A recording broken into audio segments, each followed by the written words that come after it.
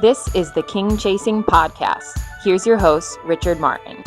Hello, everybody, and welcome to the 6th episode of Season 4 of the King Chasing Podcast. I am your host, Richard Martin. So glad you could join us and listen in today. Remember, you can listen to past episodes of the King Chasing Podcast on Spotify, Apple Podcasts, or wherever you listen to your favorite podcast. Watch the video podcast on YouTube, and of course at the nccaa.org/podcast. Today is a special episode as we have not one but two guests on the King Chasing Podcast, as Josh Lindblom and Michael Maiocco of Congruency join us today.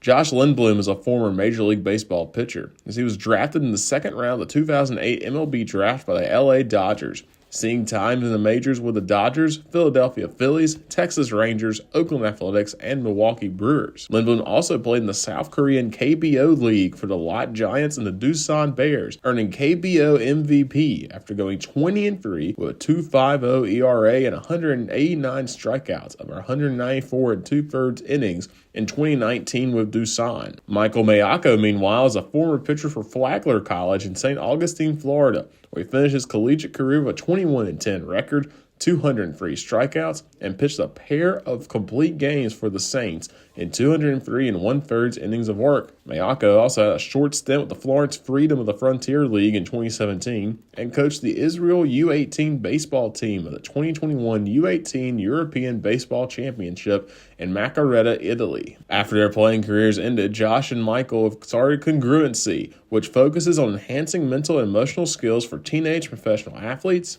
parents, coaches, and organizations, providing strategies to support mental and emotional well-being. In this episode, Josh and Michael discuss their playing careers, their feelings of being lost after seeing their careers end in different ways, how they met and started Congruency, and how their faith has shaped them throughout baseball and in life. Once again, thanks to Josh and Michael for joining me today. We hope you enjoyed this episode of the King Chasing Podcast. Hello, everybody, and welcome to the newest episode of the King Chasing Podcast, a special episode. We have two guests on today. We have Josh Lindblom, former professional baseball player for the Milwaukee Brewers, Los Angeles Dodgers, among other teams, and Michael Maiocco, also a former professional baseball player. And guys, thank you all so much for joining me today. Yeah, No thank problem. you. It's gonna be fun. So we'll just hop right into it, and we'll start with you, Josh. Both of you are Christians, both of you are believers, and just Josh, how kind of was your faith shaped growing up, and how did you come to know the Lord? Yeah, I um, grew up in the church. My grandfather was a pastor for, I don't know, forever. Seems like he retired and then unretired to do a church plant because all of his friends needed a church to go to. So he spent the last few years of his life doing a church plant for a church with an average age of about 70, just because he wanted to hang out with his friends. Then my grandmother played organ in the church. So some of my earliest childhood memories are just scuffing up floors in the church, sitting underneath an organ, listening to music. And that really kind of started and shaped my relationship with Jesus. And then, my story is probably very similar to everyone else's. You've got the period where, I think God chases us to a certain point, and then what God requires is that we chase him, and then I stopped chasing him, and then he chased me, and then I knew that I needed to chase him again. And so just throughout my career, my marriage, fatherhood, just continuing to pursue him over these last, I don't know, 15, 20, 25 years, however long it's been. So. And yeah, Michael, same question for you. Just how did you come to know the Lord, and how has your faith kind of been shaped over the last few years? Yeah, a lot like Josh. Grew up in the church. Both of my parents were believers. I think they were definitely trying to be, I would say, yeah, bring some disruption to some cycles that I think had kind of been in our family, genealogy, and so I think tried to pioneer kind of a new faith for our family. And so for me, I've had a sense of faith and belief in God since I was really young. And I guess if I was to frame it in like a nice, tidy salvation story, even though like no salvation story is actually nice and tidy, um, I mean, I could trace it back to like praying with my dad when I was, 5, but like faith has always been more than just like that single moment. Salvation has always been more than that single moment for me. It's like this ongoing awareness that like there is a creator who, like Josh is saying, like chasing us and pursuing us and making himself known to us. So yeah, like since I was young, like I think I've had a faith that's been real and sincere and deeply personal. So I think as I've gotten older, like that, those metaphors of like discipleship and journey, like those are two like really important words for me, that kind of help frame my faith story as yeah, it's like it's been a long journey. And like Josh was saying, like ups and downs and times where I'm on board and times where I'm ready to get off the ship. Um, but definitely been real since a young age.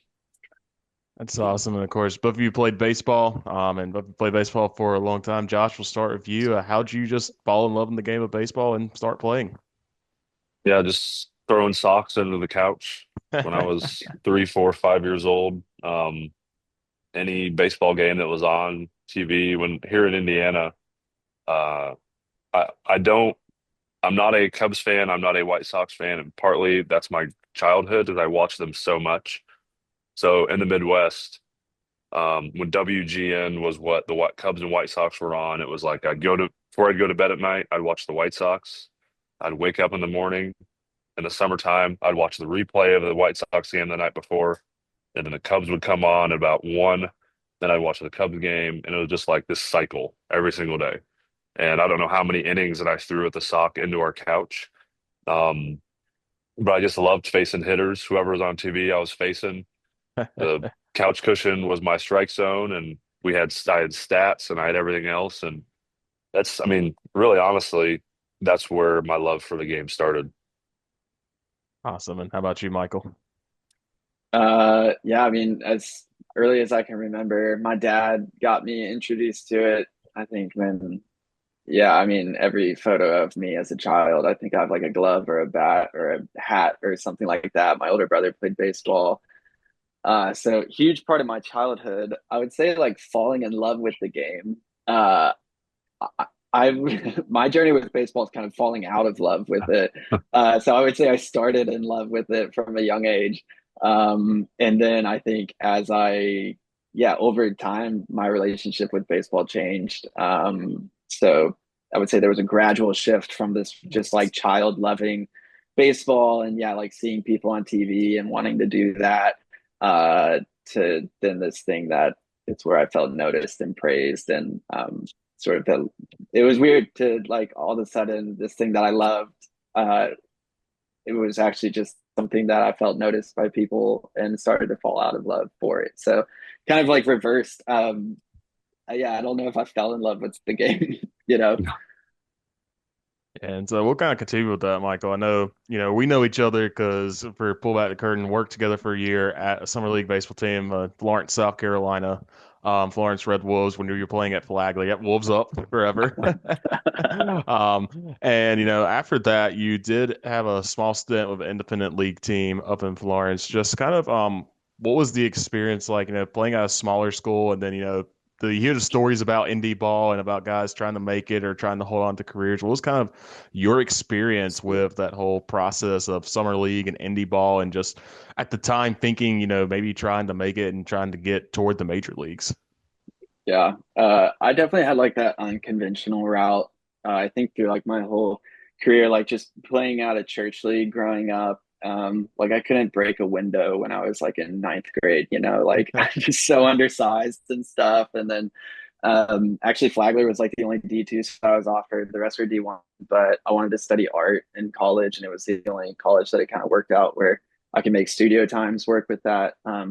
So yeah, I mean, indie ball, like I only got to play one season there just because of injuries and everything, but it's sort of this like it's like this land of misfit toys, like you've got guys who like we're in the major leagues, and then you've got international players that was kind of like how they got into America. You had guys like me who were coming from smaller schools who just didn't get drafted.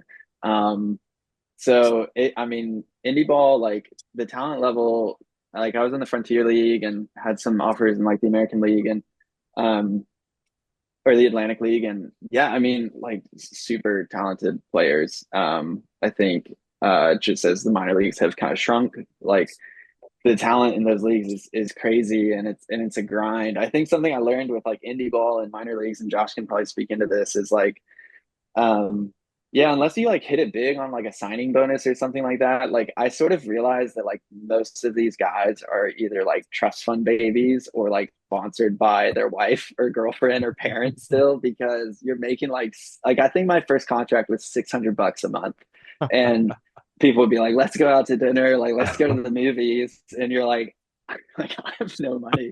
Um, so yeah, I mean, it's definitely a pathway. It's unconventional. I it was sort of what kind of came into my path, and again, didn't get to do it for too long. But I mean, there's some real talent out there for sure. That's awesome. Josh, of course, you had a different story, Tennessee and then Purdue for college. You get drafted and you're in the minors for a while, then finally get your chance with the Dodgers. Just kind of what was your experience first with the minors before it took you a Mhm. while to get there? And then just, what were the nerves, feelings when you finally made your debut in 2011 for Yeah. the Dodgers? Um, that's a good question. I've never really thought through it that much. Honestly, is like, I think when you have a dream, when you have a goal, I'm a very, very like process oriented person. And so early in my life, early in my career, like I just looked really objectively at like everything. And so I tried to remove emotion as much as I could from things. And so like I just remember my journey was like every day that I showed up, it was like time to go to work. And once I clocked out, then I can't showed up the next day and I did the next thing. It really honestly probably wasn't until I got to the big leagues and you stand on the mound and you're like, all right, I've done it. Now what? Like, okay, what? Not, like this goal that I've had since I was throwing socks into a couch cushion from the time I was 5 years old. Like, now I'm the guy on TV standing on the mound. Now what do I do? And that's really honestly when, I think from a mental standpoint, from a spiritual standpoint, just really started to wrestle, like what Michael said, like you start to fall out of love with the game because now you're now you're trying to hold on something that feels like, a slippery fish that you've just pulled out of the river. Like if I hold this thing too hard, it squirts out. If I hold it too soft, it wriggles away. And so is like my entire life up and after I got called up was like, how do I hold on to this thing that I cherish so much? And that's really honestly, I would say, what a lot of the struggles, like I said, started, and putting this in its rightful place. Yeah, yeah, for sure. Continuing with your career, Josh, you ended up going to the KBO at one Mhm. point, and just was how did that come about, and then also how like what was the differences, of course, from playing in Korea Yeah, to America, of course, and those several yeah, differences in those leagues. yeah. So December 16th, I remember this because it was when our son was born. So December 16th, my agent calls me and he says, "Hey, you might have an opportunity to go to Korea." I'm like, all right, cool. I knew nothing about Korea at all. December 17th, our son's born. I get a call and he says, "Hey, you have a contract to go to Korea. You have 24 hours to decide if you want to go and play." And so my wife and I are holding our, 5, 6 hour old son, and we're like Googling South Korea. I'm like, what? Like, are we going to live in a shack or a shanty? Like, do they have food? Do they have cars? Do they have, so I was like, you know what? Like, I'd been up and down. I'd been moved. Part of the story, I joke around and I say, I was with the Dodgers, the Phillies, the Rangers, the A's, and then the Pirates for about 25 minutes. And I joke around and say, I got to a point in my career where I don't know if everybody wanted me or nobody wanted me. Like there was so much back and forth. So we were like, you know what? Like, even though it's thousands of miles away, we have stability. Stability as a family, we're going to be in one spot. Stability financially, we know what we're going to make.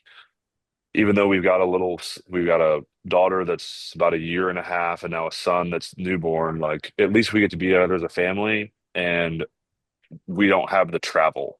So that was really kind of the story of going there. And it ended up being the best decision that I ever made in my career. It was probably the most fun that I've had playing. Um, some of the best memories I have are playing in the KBO. It was just an unbelievable experience for us. Awesome. So you do eventually get back to America. You get back at another stint with the Brewers, and but then Mhm. unfortunately, like most people, the career ends.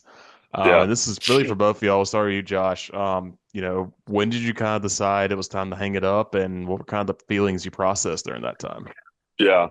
Uh, so I play, this my last year was 2022. I joke around and I say that I knew I was going to retire at the end of 2021, even though I had to finish 2022.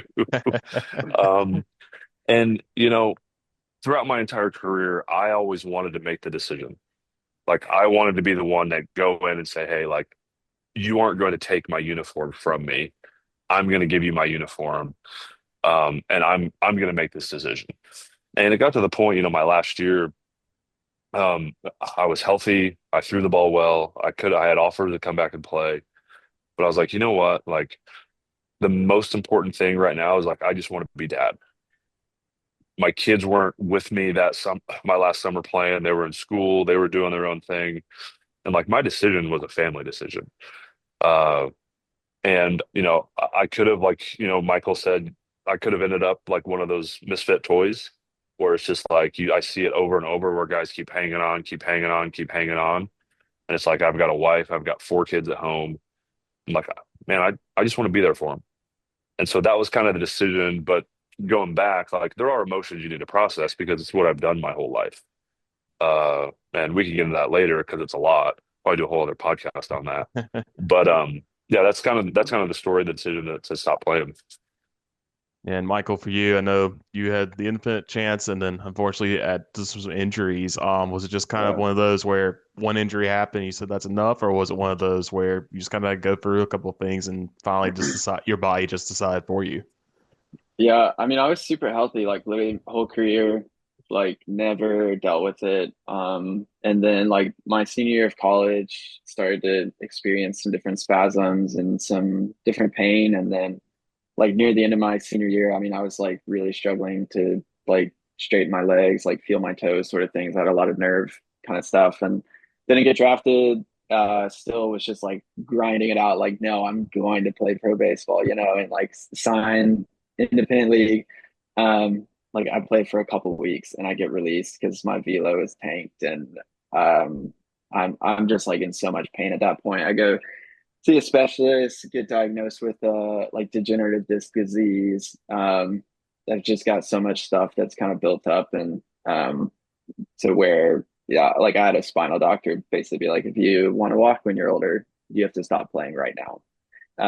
And I was getting married in like 3 months, like me and KB, we were like ready to do the minor league life and have a chance at the major leagues, sort of thing. And so my world got flipped upside down. So kind of opposite of Josh, like where Josh wanted to make the decision. It was a hard thing in and of itself. Like I don't know if I could have made it myself. It had to be made for me. As far as like doctors and life and body and stuff. So yeah, I mean that's how it kind of ended for me. And then yeah, we can talk about the processing of that, maybe in a different one or later. But uh, yeah, super super hard. Like so many unfulfilled longings, and like having buried dreams that you felt like only got to breathe for a couple weeks. Is kind of my story. So Um, Before we keep going, Michael, just also want to talk about, after baseball, you did have a chance with your wife. We went over to Israel. We're there for a couple of years. And then you did coach some baseball over in Israel. Just so how did the opportunity first to go over there come about, and then what was the opportunity like living in Israel and then also coaching baseball there? Yeah, like Israel Palestine, like living there was one of the most formative, like just like the most formative of my life. I mean, I went through a war there and COVID there, so I like grew up like 10 years in the matter of like a short amount of time. Getting a master's in archaeology, I like at that point I was like done with baseball. Like I didn't want to look at a baseball. Like I honestly hated baseball. I was super angry at like the like sports industry, like American capitalistic sports industry. I was like so angry. Um, and somehow like yeah, found my way into this super like niche Israel baseball community, and got to coach a couple of their national teams, and it was in hindsight like so healing for me. I think getting to just like mentor kids as humans, like how I wish like coaches would have treated me, like seeing me as a human before a stat sort of sort of thing, and getting to do that in like a super unique context, and a super unique part of the world. So I mean, it was one of the most like formative of my life, and this probably the time actually Josh and I started to get super close. It was just over Zoom and just like thousands and thousands of text messages. Um, I still don't but think I have your yeah, number.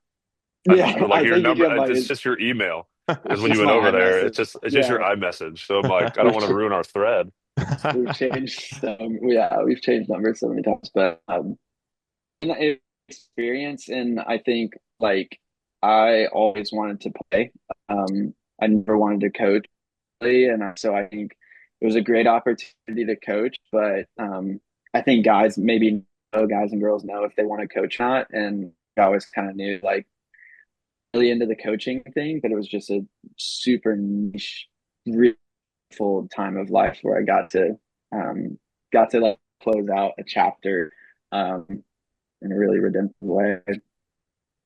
That's awesome. And so, Josh, talking about you too, again, with you, you called your career, but you still had to process those emotions where you Yeah. did this for so long.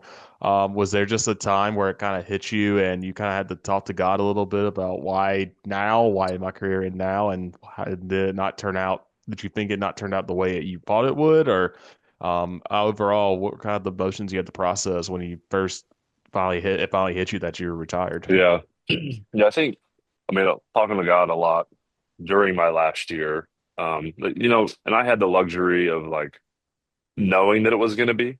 And so, I mean, I had like 8 to 10 months to prepare, which I felt like I could have been as prepared as you could have been to be done playing.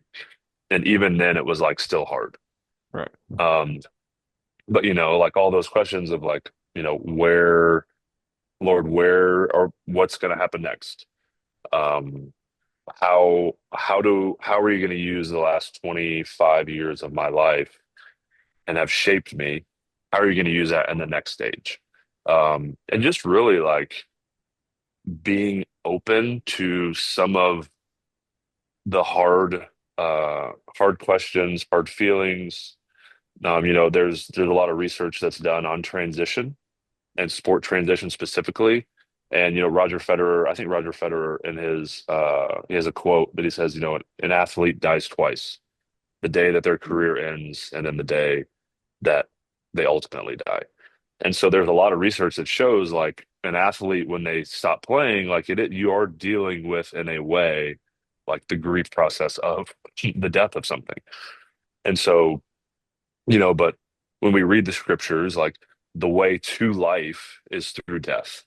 And so, giving that to God, allowing him to, like Michael said, redeem and transform something that I had to let die in order so that more beautiful things can grow out of it. And now it's participating and trying to see what he's doing now in my life and in the lives of those around me to use sport as an avenue for his redemptive purposes. That's awesome. And then Michael, with you, we kind of talked about you did have this kind of redemptive story in your eyes where you got to go coach and get back to the game after, you thought maybe it had taken away from you, and how you've said you went from loving it to kind of a weird relationship with baseball at the end of your career. What was that like for your faith as well during that time? How did you reach out and just kind of grow closer, go farther from God during that time, trying to figure out what was going on? Yeah, I mean, gosh, when it ended, I'm just really glad there's not security camera footage of that because I was not maybe handling it super well. But I think, I mean, gosh, like Plato has the analogy of the cave, right? Where like there's this whole world in this cave, and then the ceiling gets lifted off of it, and it turns out like it was actually just this small piece of this bigger world. Um, I feel like I've like thought about that analogy a lot. Like Lewis rips off to that in Narnia, but that feels like what its life is like as an athlete. Like you're sort of in this like um micro world, right? Where you're hanging out with like the same people, you're like eating a certain way, training a way, working towards a goal, like it, but like life, you're like in this bigger world, you just forget you are. And I don't know when it happened, but like somewhere along the way in life, like I just forgot that life was much more beautiful and much richer and much bigger, and the world was bigger, and the gospel was bigger, and the kingdom was bigger, and the church was bigger, and faith is like all these sort of things. I think I just, yeah, I mean, like being an athlete, you're in this little world and you start to think that this is the entire world. And so I think when my career ended, like Josh said, it like felt like a death. Like it felt like someone like lifted the ceiling off my world. And I was like, I wasn't ready to see beyond this. Like I didn't even get to live in this world like I wanted to. Um, and I'm like 8 years past, that sort of moment. And now I feel like the world that the Lord has invited me into and opened my eyes to is just so much more beautiful. And uh, like I'm stoked on it, but like that initial process was so painful and so scary.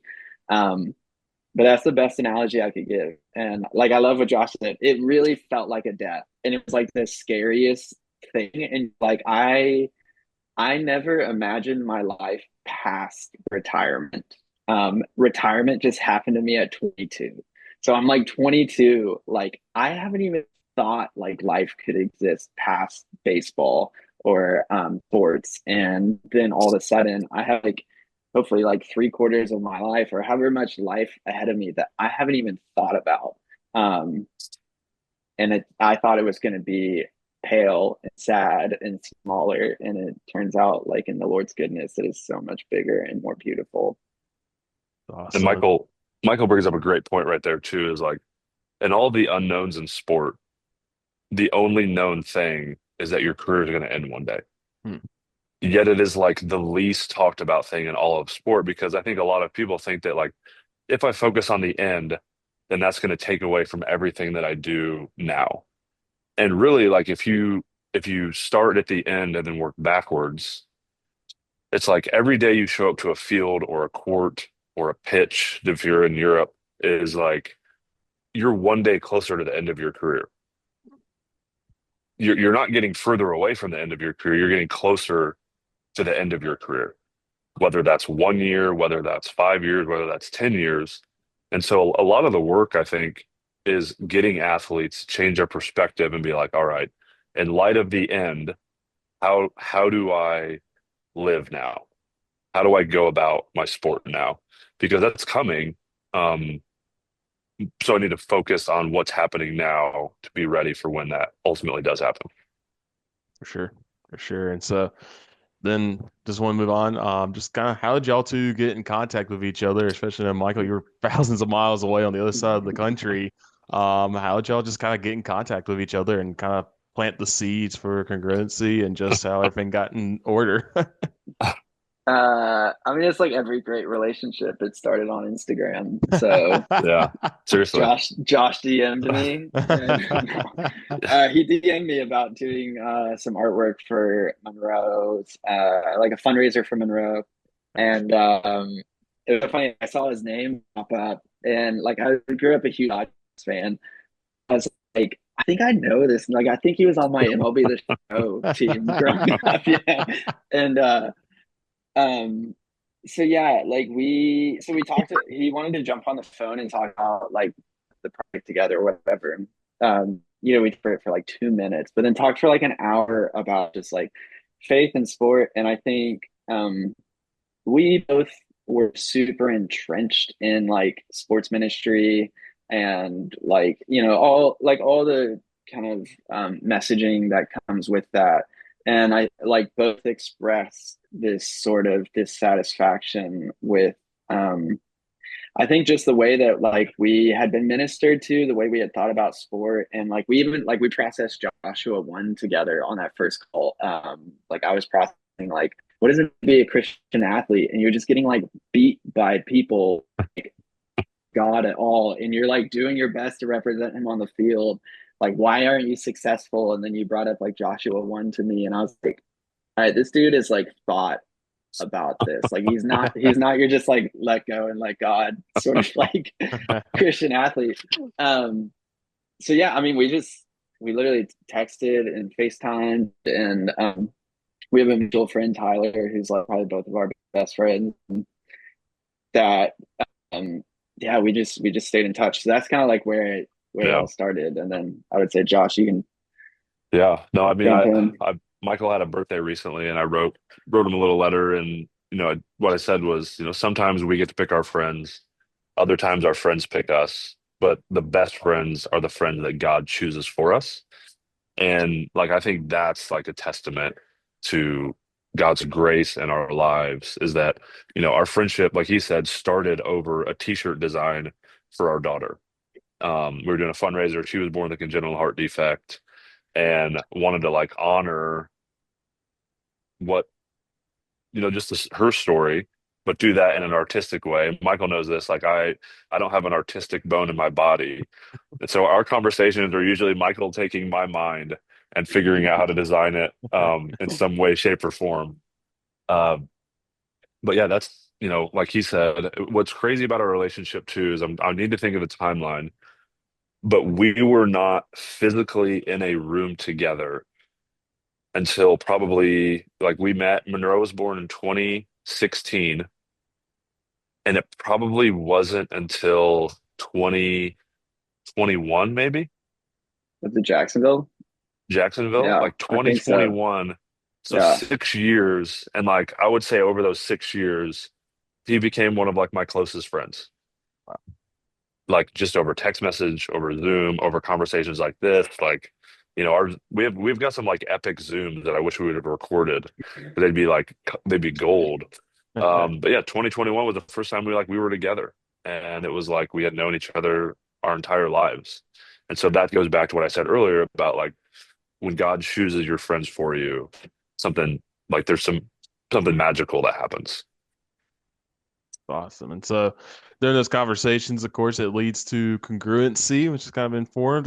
Could you kind of explain what congruency is and how it kind of got Hmm. formed with your conversations with each other? Yeah, I feel like everything we've ever done is formed from our conversations, right?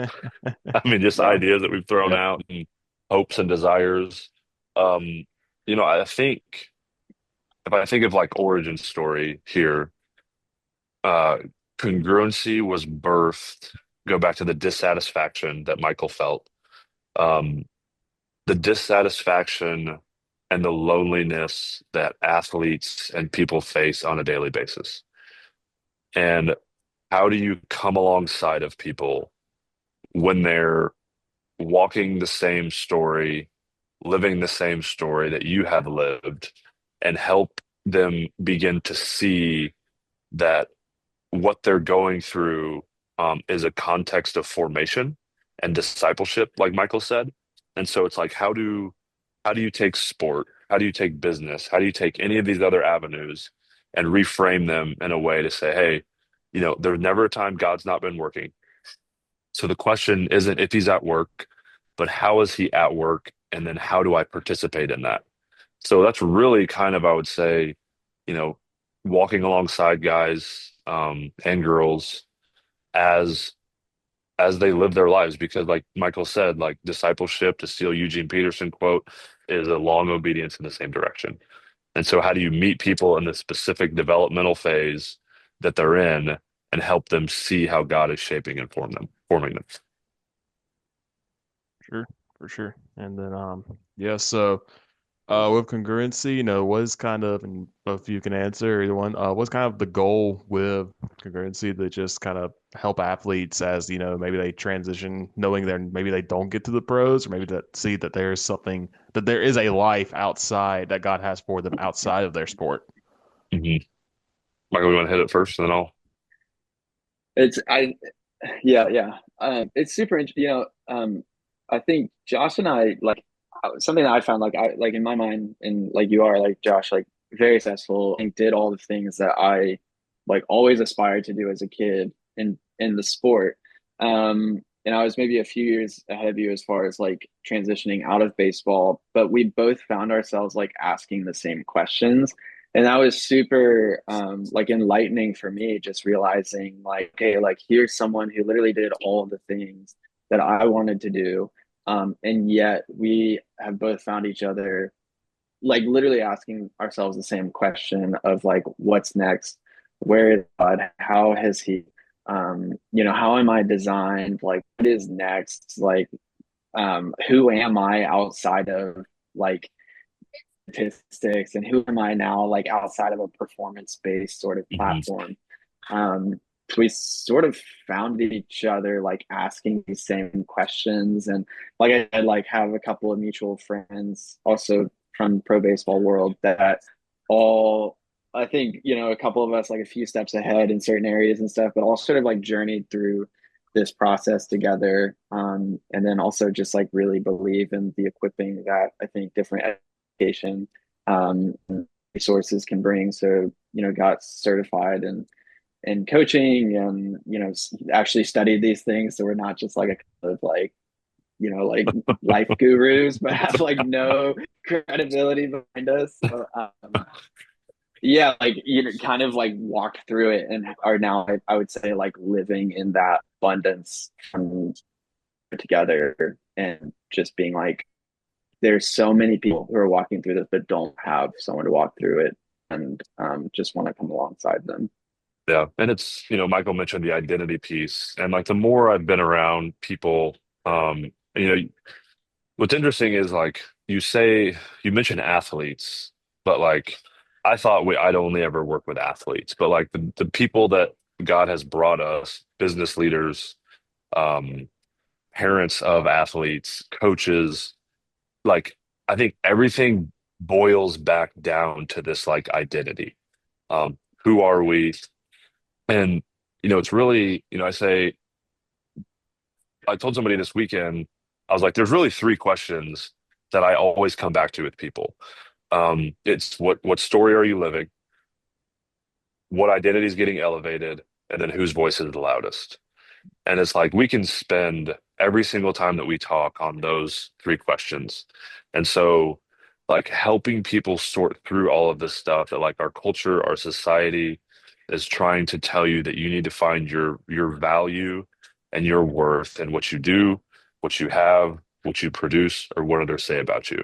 And we find ourselves in one of those stories when the wrong identity gets elevated and it situates itself in one of those wrong stories, we don't feel safe. Our reactions, our feelings, our fears all bubble to the top. And then usually what happens is we're listening to the wrong person because the wrong person is reinforcing the wrong story, and whose voice needs to be the loudest is the voice of the Father. And so who does God say that I am in light of what he's done through Jesus on the cross? And that's the foundational element to my identity. But every morning you wake up, you're getting bombarded with all of these competing stories. And so it's like, how do we keep coming back to these things, these foundational things that I've seen over and over working with people? For sure. For sure. And so let's kind of wrap up.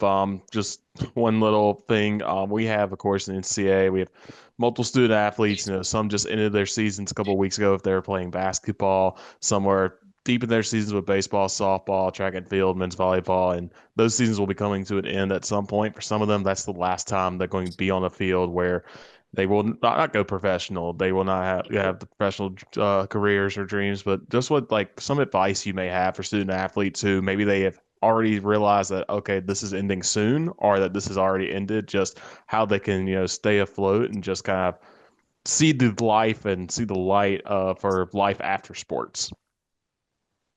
Yeah. Enrolling congruency. No, I'm just kidding. For real. Shameless Um, plug. Yep. yeah. No, I mean, gosh, God be with you. And it is it is right to mourn. Like Yep. I would say don't rush the mourning process of a dream, a type of life, a whole world has ended.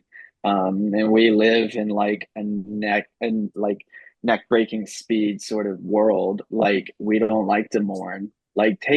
Take time to mourn. Like it is okay to like wake up and just be so antsy and be like, I feel like I'm supposed to like shoot a basketball, go throw a ball or something. And like, there's no one to do that with. Like, what is, Mhm. like, I don't even know what it means to like wake up past.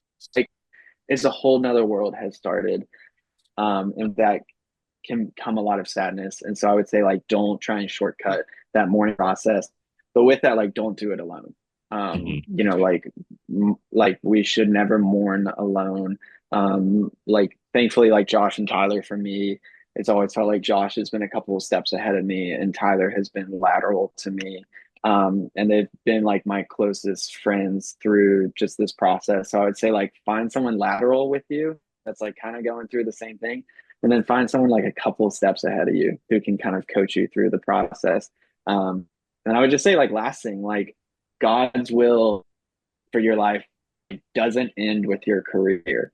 Like it doesn't end with your final contract, right? Like it's probably actually I want to say just getting started because that's Yeah. particularly problematic. But um like man, it hasn't even begun in a way. Mhm. So Yeah. And I mean, he nailed it. Nailed it. And the only thing I would add is just, I would say what he said in a different way is that, like, the research shows that a transition takes anywhere from 3 months to 3 years. And so when he's saying don't rush the transition, it's like when will you transition out of a sport and into something new, into a new endeavor? Um, one, you are right where God wants you to be.